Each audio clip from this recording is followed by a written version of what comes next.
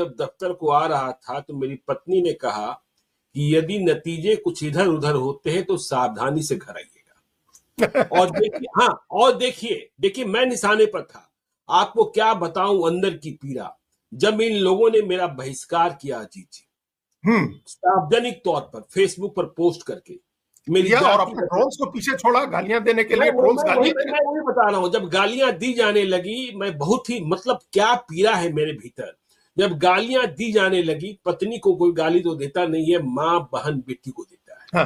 हाँ, मेरी माँ जिंदा नहीं है, उनको गालियां दी जा रही थी। मैं कमेंट्स नहीं पढ़ता हूं, मैंने कुछ गालियां शेयर की थी। मुझसे ज्यादा परेशान मेरी बहन, मेरी बेटियां और मेरे दामाद थे। मेरे दामाद एक हैं जो नोएडा में रहते हैं, उनके एक मित्र हैं जो भोपाल में रहते हैं।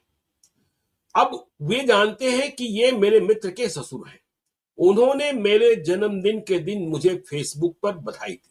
मैंने उसे भी नहीं पढ़ा भी होगा तो मैं पहचानता नहीं था। हजारों कमेंट्स आते हैं। फिर मेरे दामाद ने देखा कि वही उनका मित्र इस प्रकरण के बाद मुझे लगातार गालियां लिख रहा है कमेंट्स बॉक्स पे। तो मेरे दामाद ने उन्हें फोन किया भोपाल में, वो भी सॉफ्टवेयर इंजीनियर है, कि भाई तुम्हें क्या मतलब हो गया, तुम्हारा क्या बिगड़ गया जो तुम गाली दे रहे हो। तो उसने कहा कि आप अपने ससुर जी से मेरी ओर से माफी मांग लीजिएगा।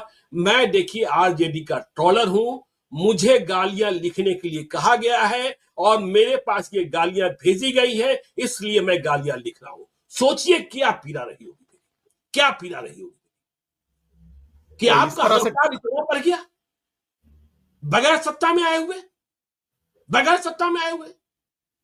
और एक बार भी उस समय उस पूरे प्रकरण में ज्ञानेश्वर जी, एक बार भी अगर उस आरजेडी के लोगों ने अप्रोच किया होता कि ये जो आप खबर चला रहे हैं इसमें ये तथ्यात्मक त्रुटि है या इस पर हमारा ये पक्ष है,